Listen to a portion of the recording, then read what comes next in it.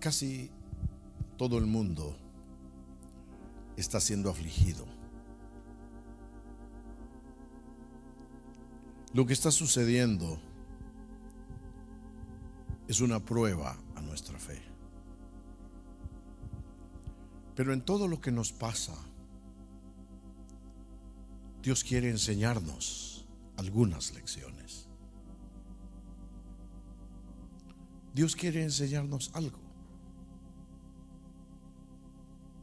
Estos días que he estado encerrado, solo he salido por alguna necesidad, por ejemplo, de comida. He estado encerrado y he estado algunos días en ayuno y oración. No lo digo para que usted diga, ala, ese señor sí. No, Dios me libre de jactancias. Pero, ¿qué he aprendido en estos días? Déjeme compartirle algunas lecciones que he aprendido en estos días de encierro.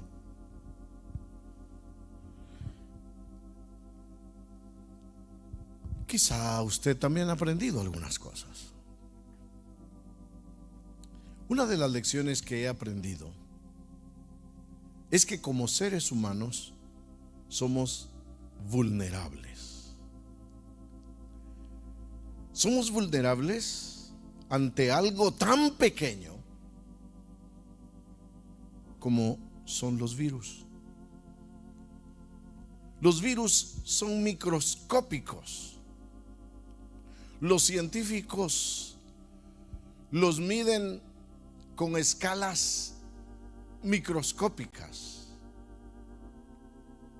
pero nos tienen temblando, a pesar de lo pequeñísimo que son, que ni los vemos. La otra lección que he aprendido es que no somos tan poderosos como nos hemos creído. Los hombres nos jactamos por todos los conocimientos que hemos obtenido y por todos los adelantos médicos y científicos que hemos tenido, pero un virus, la variación de uno de los virus, nos tiene ahora de rodillas. ¿Somos poderosos en realidad? Oiga bien, no somos tan poderosos como nos creíamos. Un pequeño virus está acabando con algunos pueblos. La tercera lección que he aprendido es que Dios no necesita cosas grandes para humillar al hombre. Dios no necesitó esta vez una guerra nuclear para humillar al hombre. Él es el Señor. Él es el Dios Todopoderoso. Y el hombre no puede contra Él. Dice la Biblia en el libro de Job, capítulo 5 y versículo 13, que Él prende a los sabios en la astucia de ellos. Vea cómo nos tienen estos seres pequeñitos y peludos, como dice nuestro pastor general.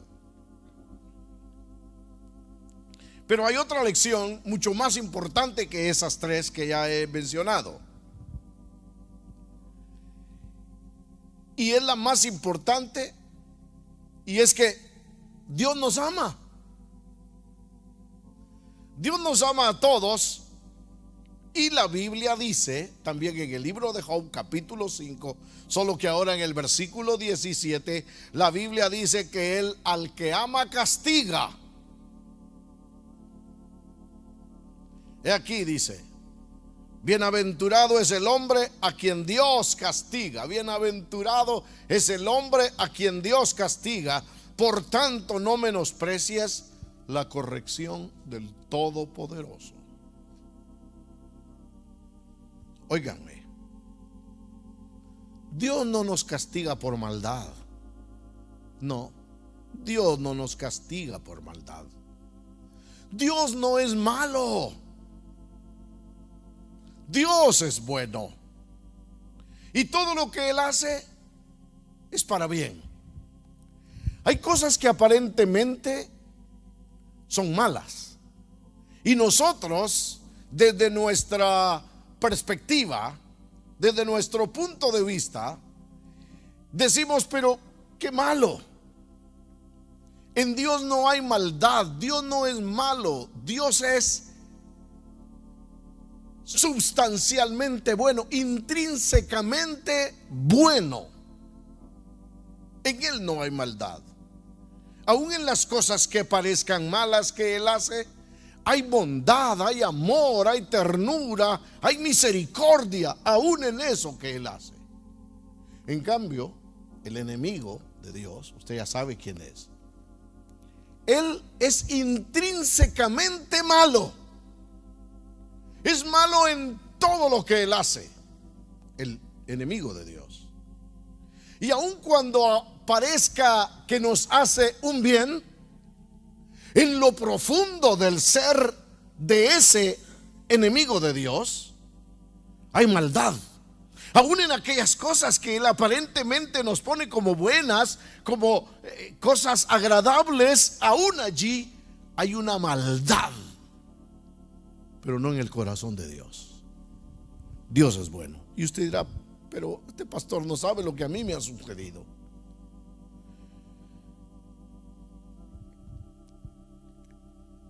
Dios nos castiga para atraernos. ¿Qué está haciendo Dios con esta crisis, con esta situación? ¿Qué está haciendo Dios? Él está tratando de atraernos nuestra atención. El hombre no ha querido arrepentirse, pero el hombre se arrepiente solamente cuando los juicios de Dios caen sobre la tierra. El libro del Eclesiastés, el sabio Salomón, el hombre más sabio del mundo, escribió estas palabras: por cuanto no se ejecuta luego sentencia sobre la obra mala de los hombres, el corazón de los hombres sigue haciendo el mal.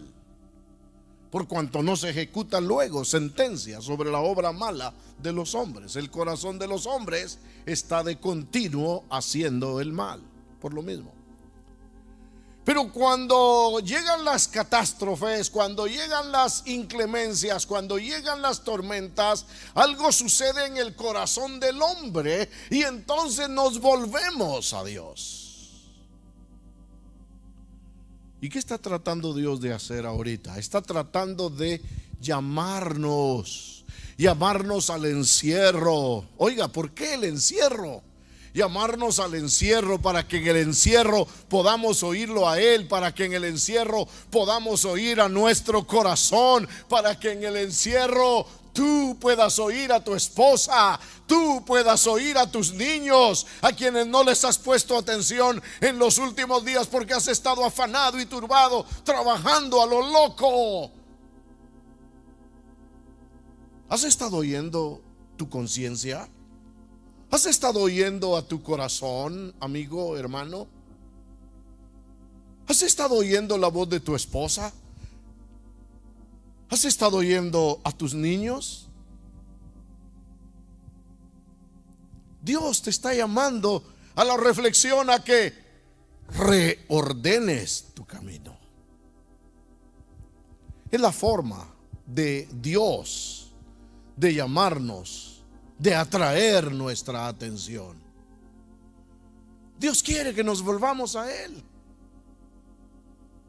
Buscad a Jehová mientras puede ser hallado, llamadle en tanto que está cercano. Deje el impío su camino y el hombre inicuo sus pensamientos, y vuélvase a Jehová, el cual tendrá de él, del hombre, misericordia.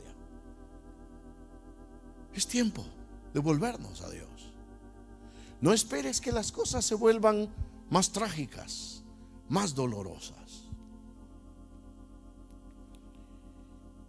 Otra lección sumamente importante que yo encuentro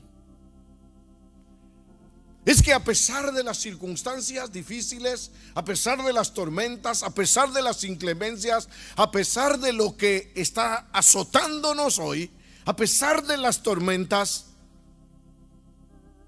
Él cuida de nosotros. Vayamos a la palabra de Dios, al Evangelio de Mateo, capítulo 14.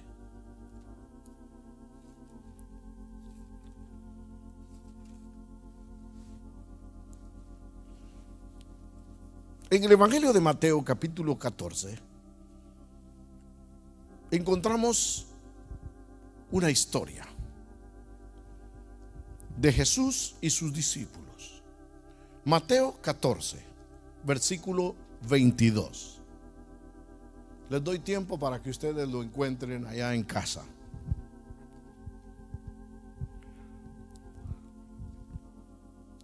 Dice en el versículo 22: enseguida Jesús hizo a sus discípulos entrar en la barca e ir delante de él a la otra ribera, entre tanto que él despedía a la multitud. Despedida la multitud, subió al monte a orar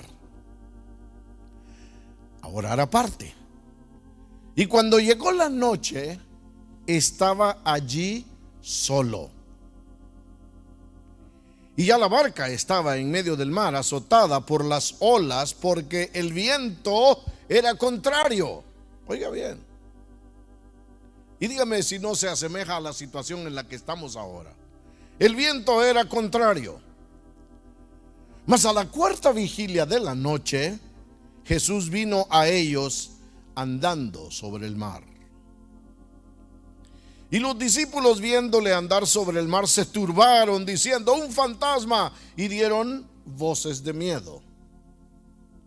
Pero enseguida Jesús les habló diciendo: tened ánimo.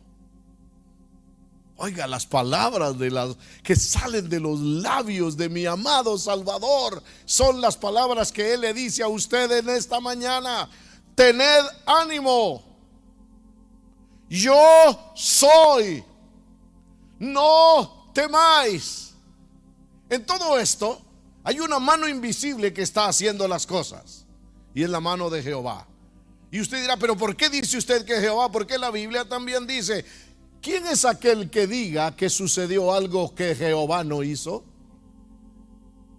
Es la intervención divina, es la soberanía de Dios, es la providencia divina. La providencia es la mano de Dios moviéndolo todo. Hay una mano invisible, y es la mano de Dios. Ahora, meditemos un poquito en esta historia. Saquémosle algo. Jesús está enviando a sus discípulos en la barca. El versículo donde dice: enseguida Jesús hizo, esa palabra en el griego quiere decir los obligó a meterse a la barca para que se fueran. Los obligó a meterse a la barca. Ahora escúcheme bien. Jesús los está enviando a ellos, a sus discípulos, para meterlos a una tormenta. ¿Sabía él que venía la tormenta? Sí sabía, porque él todo lo sabe. Él sabía que iba a venir una tormenta, y él dijo: en esta tormenta yo quiero meter a mis discípulos porque quiero entrenarlos a confiar en mí. Hermanos, lo que está sucediendo hoy es un entrenamiento. Óigalo bien, es un entrenamiento para lo que viene, tal vez, para lo que viene después. Escuche una verdad importante: la tormenta vino a ellos estando ellos en la voluntad de Dios. Porque algunas personas creen que si tú estás en la voluntad de Dios no van a venir tormentas. Sí, van a venir tormentas. Ellos tenían que entender, y usted también entiéndalo, por favor, entiéndalo. Ellos tenían que entender que aún estando en la voluntad de Dios podemos tener tormentas, luchas y pruebas. ¿Se recuerda de Pablo y Silas en la cárcel? ¿Acaso no los había llamado Dios por medio de una visión para ir a Filipos? Era la voluntad de Dios que ellos fueran a Filipos. Era la voluntad de Dios que ellos echaran fuera el demonio de aquella muchacha. Era la voluntad de Dios que ellos fueran a la cárcel, y era la voluntad de Dios que ahí en la cárcel el carcelero los golpeara. Pero ¿qué iba a suceder ahí? Un milagro glorioso. Claro, mientras los estaban golpeando no era algo fácil para ellos. Estaban siendo golpeados, estaban siendo heridos, pero así ensangrentados, a medianoche comenzaron a cantarle al Señor. ¿Qué canto han de haber estado cantando ellos, hermano? No lo sabemos, pero me imagino que aquel que dice: yo me alegraré, en Dios me alegraré, yo me alegraré, en Dios me alegraré. Yo me imagino algo así estaban cantando ellos. Pero la lección es esta: la tormenta les vino, la aflicción les vino, estando ellos en la voluntad de Dios. Y ahora el Señor Jesús aquí está metiendo a estos discípulos en la voluntad divina. Los está mandando. Él sabía que vendría la tormenta, él sabía que la tormenta venía. Dios mismo nos mete en situaciones difíciles, aún estando en su perfecta voluntad, como lo hizo con el pueblo de Israel cuando iban camino a Canaán. Éxodo capítulo 14. Vamos a Éxodo. Ahora tiene tiempo para leer la Biblia. Éxodo 14.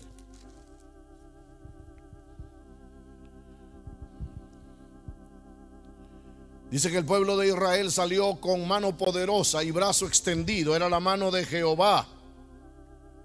Versículo 8. Y endureció Jehová el corazón de Faraón, rey de Egipto, y él siguió a los hijos de Israel. Pero los hijos de Israel habían salido con mano poderosa, siguiéndolos pues los egipcios con toda la caballería y carros de Faraón, su gente de a caballo y todo su ejército. Los alcanzaron acampados junto al mar, al lado de Pi-Hahirot, delante de Baal-Zephón. Y cuando Faraón se hubo acercado, los hijos de Israel alzaron sus ojos, y he aquí que los egipcios venían tras ellos. Pero los hijos de Israel, oiga, temieron en gran manera. ¿Y sabe qué quiere decir esa palabra? Temieron en gran manera. Cayeron en pánico. ¿Cómo está la humanidad ahorita? En pánico. Hasta se inventaron esa palabra. Se paniquearon.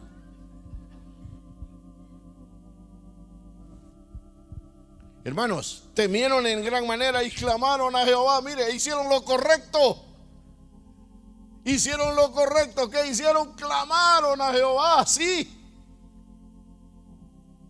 Es lo que Dios quiere, que nos volvamos a Él, que clamemos a Él. Y dijeron a Moisés, pero después de que clamar, como que no tuvieron fe, porque dijeron a Moisés: ¿no había sepulcros en Egipto que nos has sacado para que muramos en el desierto? ¿Por qué has hecho así con nosotros? Se nos ha sacado de Egipto, que nos ha sacado de Egipto. Versículo 12. ¿No es esto lo que te hablamos en Egipto, diciendo: déjanos servir a los egipcios, porque mejor nos fuera servir a los egipcios que morir nosotros en el desierto? Estaban pensando en que la muerte los estaba visitando, y todavía no había muerto nadie. Y Moisés dijo al pueblo, oiga lo que Moisés le dijo al pueblo. Creo que es la tarea de un hombre de Dios, de un siervo de Dios, animar al pueblo. Y el Señor le dice, Moisés le dice: no temáis. Las mismas palabras que dijo Jesús.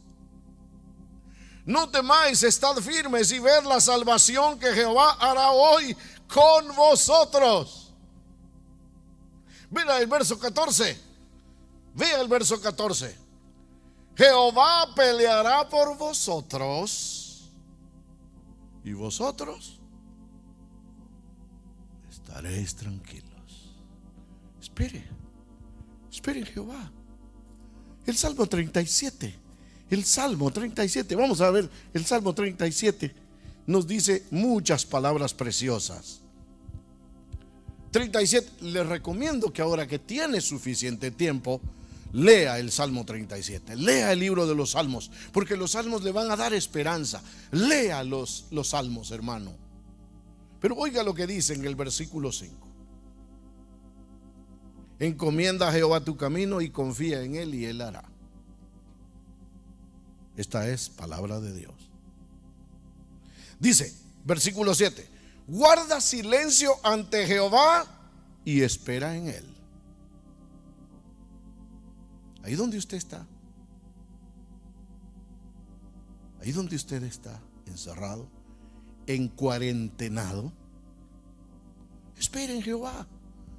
De Jehová vendrá la salvación.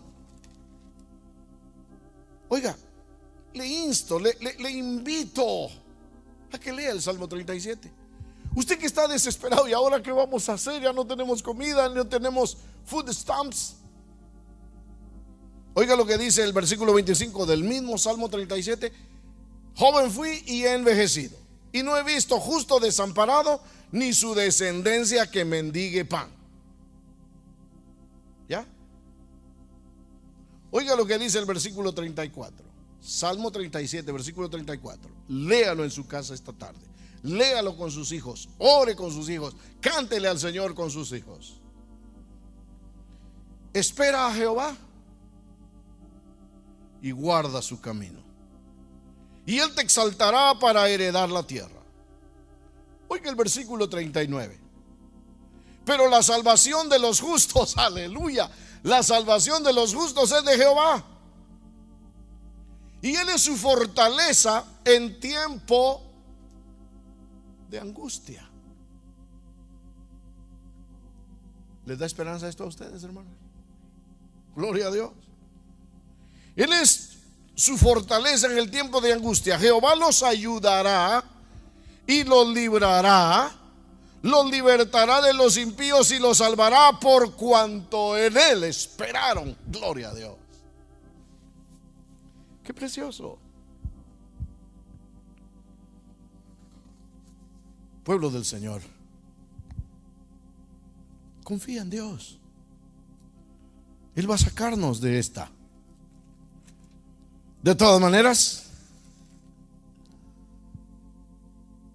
no hay mal que dure 100 años, ni enfermo que lo aguante.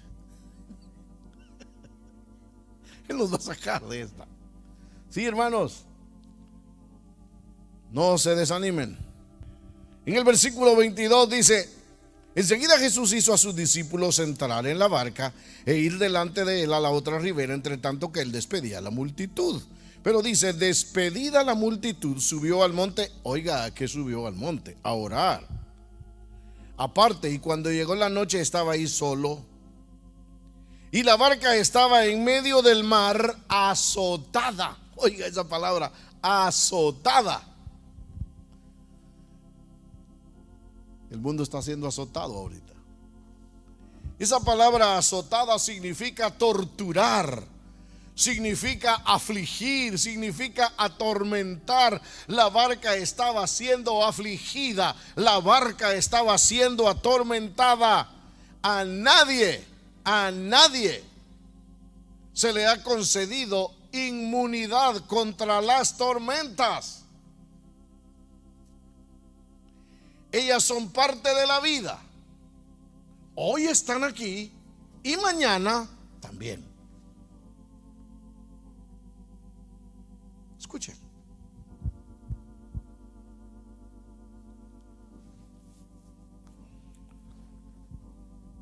En la vida hay dos clases de tormentas. Escuche bien. En la vida hay dos clases de tormentas. Hay una tormenta que viene con el propósito de corregir, y hay tormentas que vienen con el propósito de perfeccionar. La correctiva es para disciplinarnos, para volvernos al camino correcto, como la tormenta que le vino a Jonás. ¿Se recuerdan de la tormenta de Jonás? Jonás no quería ir a Nínive, y entonces tomó un barco que lo llevara a España. Y en el barco iba él cuando comenzó la tormenta. ¿Por qué comenzó la tormenta? Porque Dios quería corregirlo a él. Dios quería que Jonás regresara a Nínive. Y usted sabe lo que pasó con Jonás. Lo tiraron al agua, se lo tragó un gran pez, y hasta que Jonás entendió y clamó en el vientre del pez, Entonces el pez lo vomitó y lo fue a vomitar a la costa de Nínive. Aquí es donde yo te quiero. Mire, Dios está, pero gloria a Dios, porque Dios está corrigiendo. Señor, gracias por las tormentas que vienen para corregirnos. ¿Cuántos necesitan corrección? Todos, amén. Usted allá dice amén. ¿Usted necesita ser corregido? Gloria a Dios, porque es hijo de Dios. Él no se mete a corregir hijos ajenos. Nosotros sí corregimos hijos ajenos, pero Dios no, hermanos. La otra clase de prueba es la prueba perfectiva. ¿Y qué es eso? Que nos ayuda a crecer en la fe. Santiago habla de ellas. Que nos gocemos cuando seamos probados, porque la prueba produce paciencia y nos va a llevar a la perfección. La prueba, la perfectiva, para que maduremos. Ahora aquí Jesús está entrenando a su ejército. ¿No eran sus líderes? ¿No eran los hombres que él iba a enviar? ¿Y cómo iba a enviar a hombres miedosos que en medio de la tormenta estuvieran angustiados y afligidos? No, es cierto que se iban a afligir. Es normal que nos afligamos. Es normal que tengamos miedo. No es normal que caigamos en pánico. Es normal que tengamos miedo, y el miedo nos hace tomar precauciones. Ahora, él los estaba enviando. No tenían ellos después, ellos iban a pasar por tormentas, tal vez no de esa clase, pero tormentas espirituales. Y ellos tenían que entender que aquel Jesús que los libró a ellos en aquella tormenta, los podría librar después de todas las demás tormentas. Gloria a Dios. Aquí él está entrenando a su ejército, a sus generales, a sus comandantes, hermanos. Los mejores ejércitos mandan a sus mejores soldados a las peores batallas.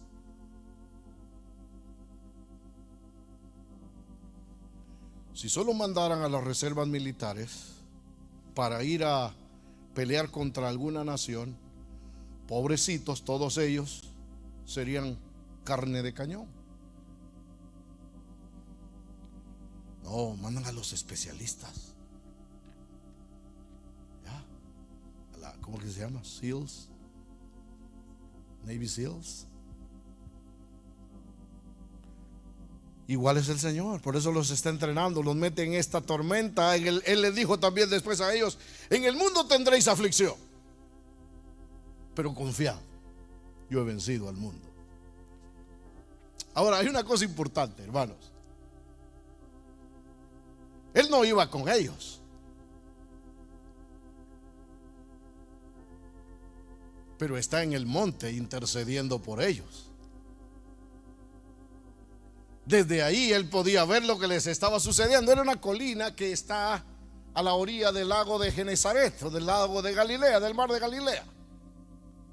El mar de Galilea tiene la característica que puede estar tan tranquilo, tan calmado, pero en un momento a otro comienza a soplar el viento y empiezan a levantarse las olas.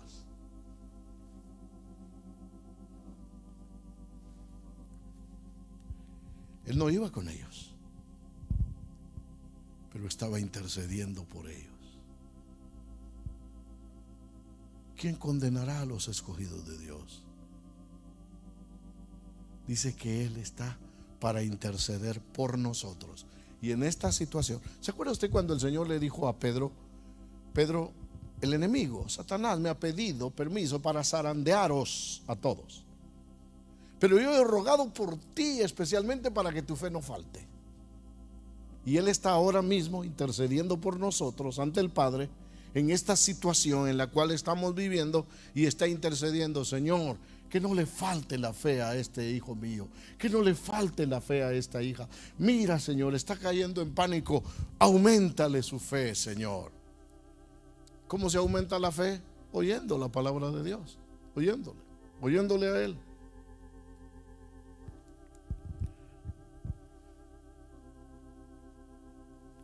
Ahora en el versículo 24 dice: y ya la barca estaba en medio del mar. azotada. Ya vimos lo que eso significa. La barca ya había avanzado cuando les vino la tormenta. Ya había avanzado cuando vino la tormenta. Las tormentas son buena señal. Son señal de que hemos avanzado. Son señal de que hemos progresado. Son señal de que las ruedas giran hacia adelante. Debemos de tener cuidado cuando no hay tormentas. Usted dirá, mire hermano, a mí no me aflige esto, a mí no me aflige esto. Lo que me aflige es que me voy a quedar sin comida. Sí, algo te tiene que afligir. Y eso es lo que Él quiere, para que tú aprendas y aprendas a confiar en Él.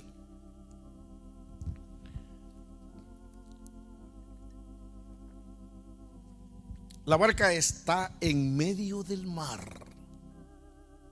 Oiga, ahí es donde el Señor le gusta ponernos, para entrenarnos. ¿Qué hubiera pasado si la barca, y comienza la tormenta, y la barca hubiera estado a unos 10 metros de la orilla? ¿Qué hubiera pasado? ¿Qué hubiera hecho usted? Por supuesto, si sabe nadar. Si no sabe nadar, se hubiera agarrado de Pedro, aunque sea.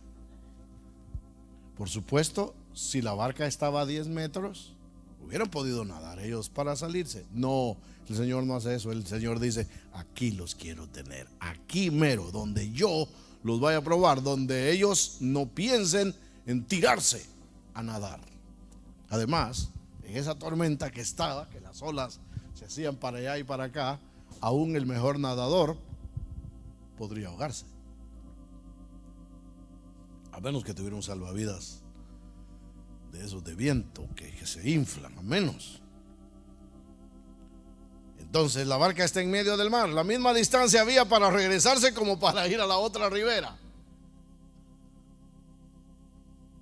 Ellos pensaron, si me tiro y me voy para allá, lo mismo me da si me tiro y me voy para allá. ¿Cuál era el mejor lugar para estar? La barca.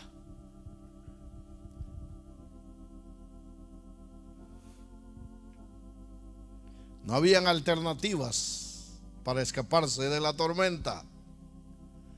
Era el lugar exacto para una prueba. El socorro no vendría ni de atrás, ni de adelante, ni de la izquierda, ni de la derecha. El secreto iba a venir de arriba. Aleluya. De ahí viene nuestra salvación.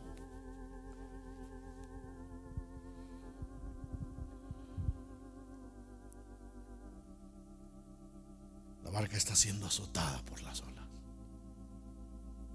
¿De qué nos hablan las aguas en la Biblia? De pruebas.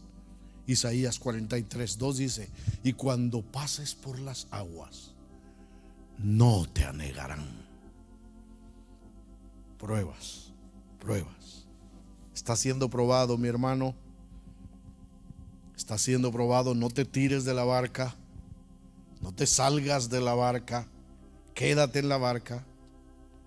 La barca iba contra el viento. Oiga, es más fácil ir con el viento que ir contra el viento, ¿no es cierto? Algunos dicen: yo mejor me voy a donde van todos. No.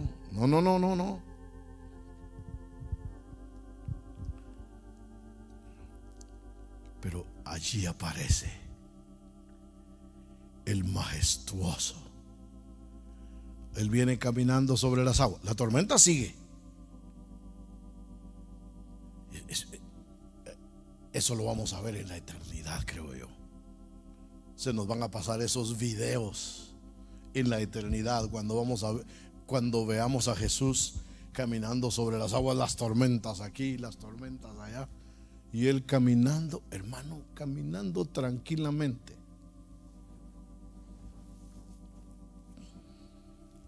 ¿Sabes una cosa? Las tormentas no lo afectan a Él. Las aguas no lo ahogan, ni el fuego lo quema. ¿Se acuerdan de los 3 jóvenes hebreos que tiraron al horno? ¿Se acuerdan de los 3 jóvenes? Sadrach, Mesach y Abednego, Ananías, Misael y Azarías, los verdaderos nombres. Eran 3. Ustedes saben por qué los lanzó Nabucodonosor al horno, que lo habían calentado 7 veces. Ustedes lo saben.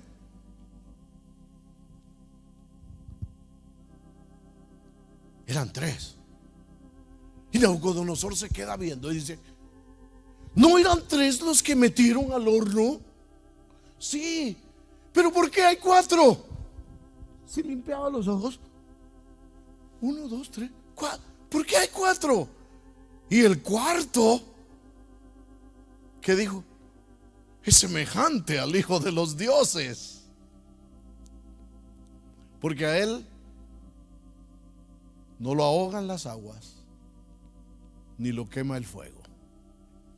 Gloria a Dios.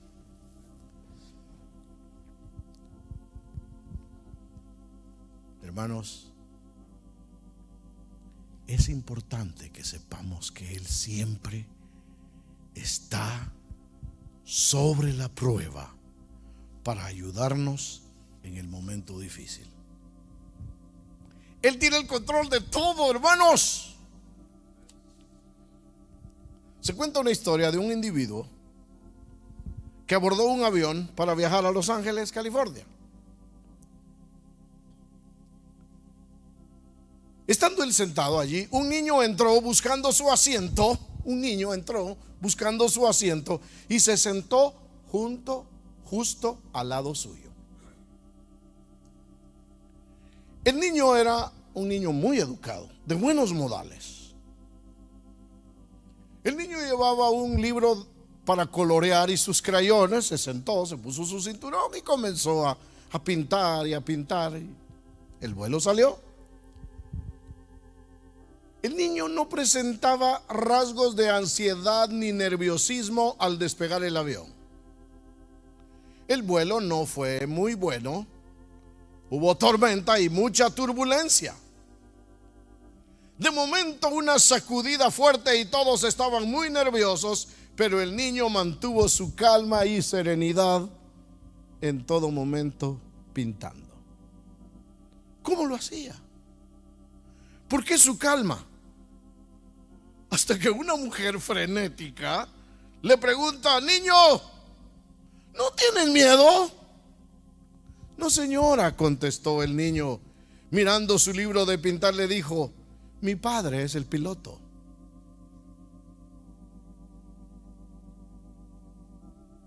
¿Sorprendido por eso? Hay tiempos en nuestras vidas que los sucesos nos sacuden un poco y nos encontramos en turbulencia como la que estamos viviendo. No vemos terreno sólido y nuestros pies no pisan lugar seguro. No tenemos de dónde agarrarnos y no nos sentimos seguros.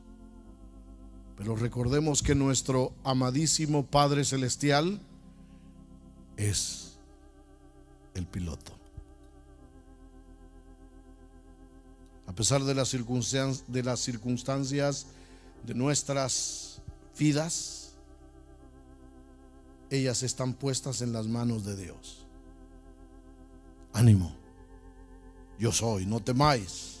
Son las palabras que el Señor le dice. El Señor le dice: tened ánimo. Él siempre nos da ánimo. Él siempre nos da ánimo para seguir adelante.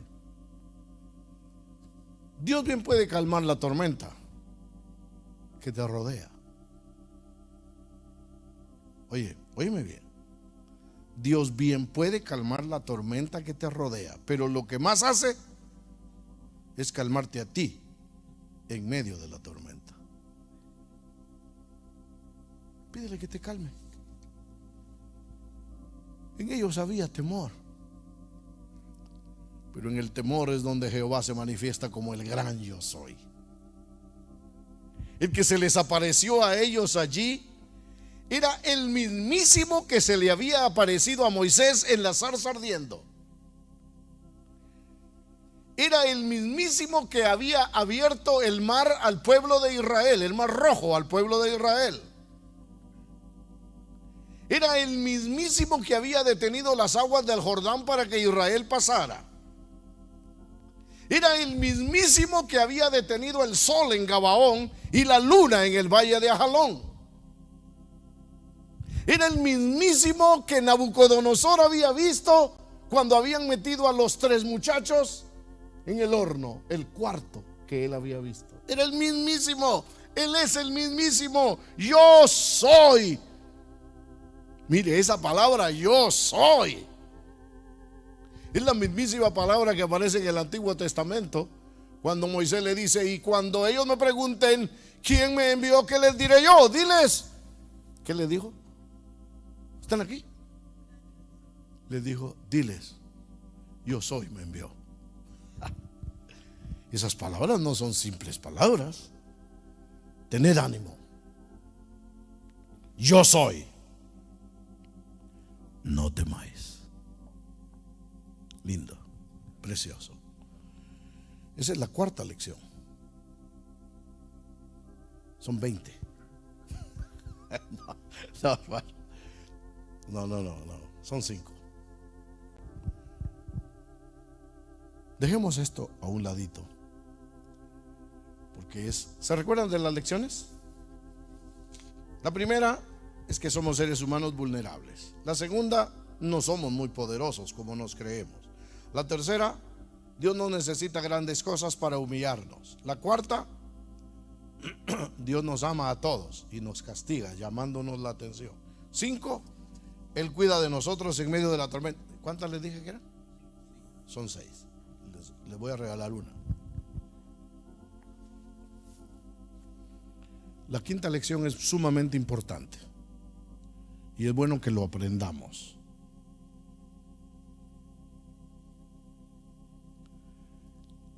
La 6ª. Sí, la 6ª. Sí, gracias, hermano.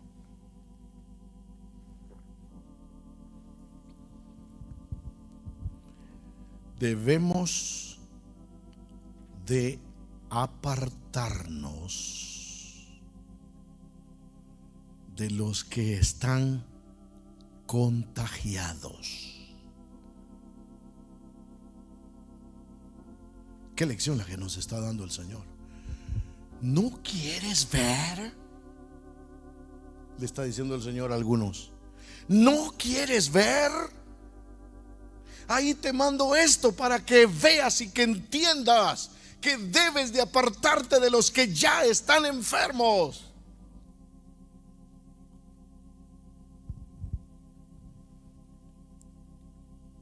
¿Cómo se transmite este virus? De persona a persona. Cuando tosen, cuando estornudan o cuando hablan. ¿Cómo se contagia uno espiritualmente?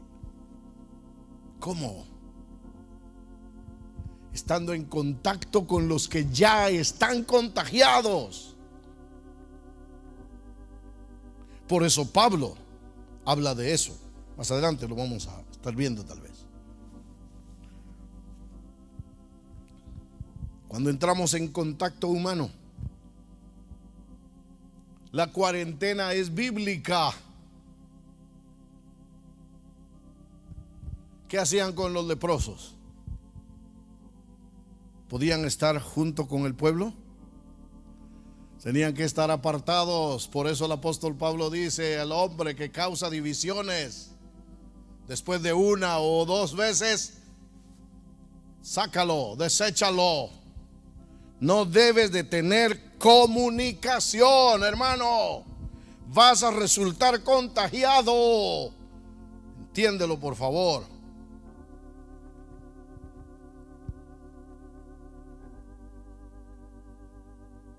Muchos creen que las enfermedades espirituales no son tan dañinas como la física, como las enfermedades físicas. Las enfermedades físicas no solo te pueden matar espiritualmente, sino también físicamente.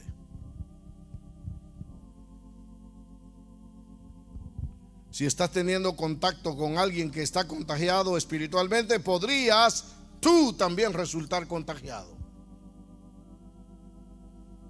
Pero también hay algo. Mire las lecciones que he ido aprendiendo. Los médicos y las enfermeras que están atendiendo a los infectados están más propensos a contagiarse. ¿Y cómo van ellos a atender a los enfermos? ¿Los han visto en las noticias? ¿Cómo van? Totalmente cubiertos. ¿Tienen qué? Cobertura. Óigalo, hermano. Ellos van cubiertos. De aquí la importancia de tener cobertura. Pero déjeme decirle algo más. No es solo importante tener cobertura, sino qué clase de cobertura tenemos. Yo puedo ir cubierto solo con trapos, con alguien que está infectado. Salgo de ahí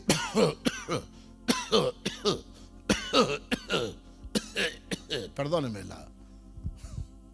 lo gráfico que soy. Escúchame bien esto, por favor. No solo importa tener cobertura, sino qué clase de cobertura.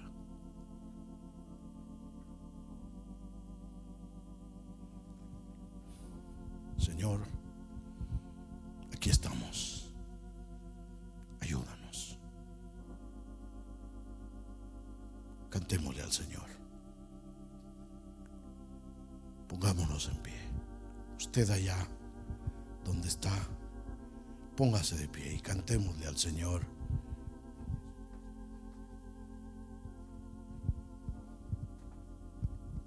Oh, gloria al Señor.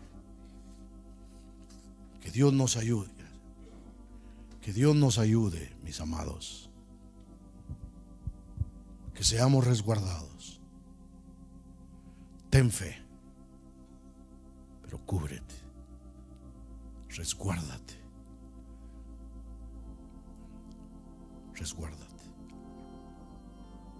No te expongas. Ya el jueves di una reflexión también acerca de esto, nuestra actitud ante la crisis. Y ahora son lecciones que aprendemos en la crisis. Cantemos. En Jesucristo, mártir de paz, en horas negras de tempestad, hallan las almas dulces solas, grato consuelo, felicidad. Un poquitito más rápido. Gloria cantemos al Redentor, quien por nosotros quiso morir. La santa gracia del Salvador siempre dirija nuestro vivir. Oiga esto: en los peligros, en el dolor, a cada paso su protección, calma le infunde santo vigor, nuevos alientos al corazón. Por eso Gloria cantemos al Redentor, quien por nosotros quiso morir. La santa gracia del Salvador siempre dirija nuestro vivir. Cuando en la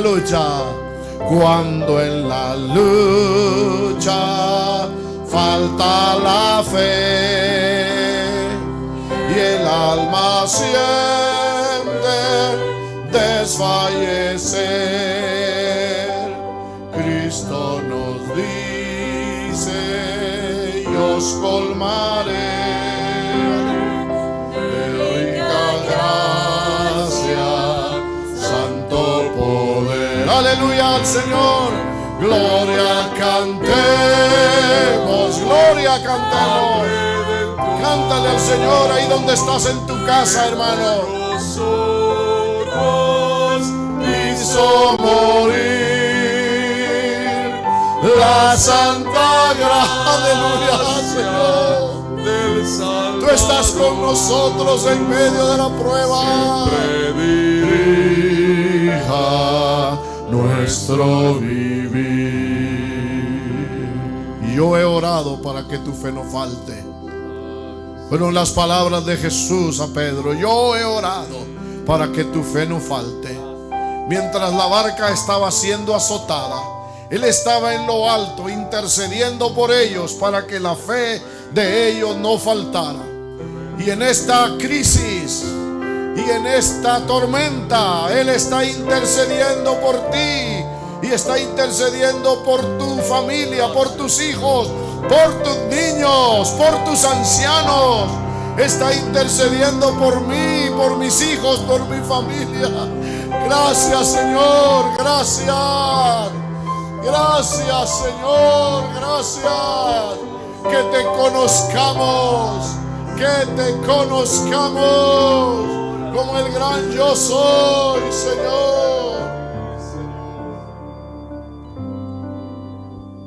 Cuando en la lucha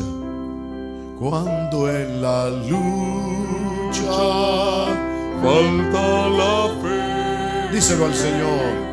Y el alma siente desfallecer, Cristo nos dice: yo os colmaré de rica gracia, santo poder. Gloria cantemos al Redentor, quien por nosotros quiso morir. La santa gracia, aleluya, del Salvador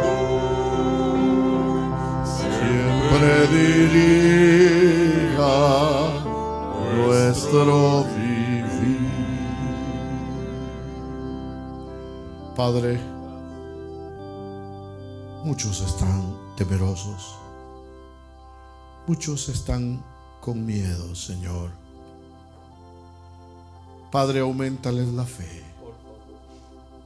Auméntales la fe, Señor. Oh, eres el Dios Todopoderoso. Tu nombre es El Shaddai, el Todopoderoso. Oh, auméntale la fe a tu pueblo. Auméntale la fe, Señor, a las autoridades. Oramos por el presidente Trump y por el vicepresidente Pence, oh Dios, oramos por ellos. Oramos por todos los que están en el gobierno, Señor. Dales sabiduría, dales entendimiento, Señor. Dales entendimiento. Dales sabiduría, Señor, por favor. Oh, a los gobernantes de las demás naciones, gracias por aquellos que se han humillado buscando tu rostro. Gracias por aquellos que se han humillado buscando tu rostro. Señor, ellos saben que tú eres la única persona que puede ayudarnos en la tormenta. Oramos por los países, Señor. Oh, por los países del mundo, Padre mío, por favor. Por la población, Señor, oramos. Y ayúdanos a nosotros como población a obedecer, Señor. Oh, en el nombre precioso de Jesús. Oh,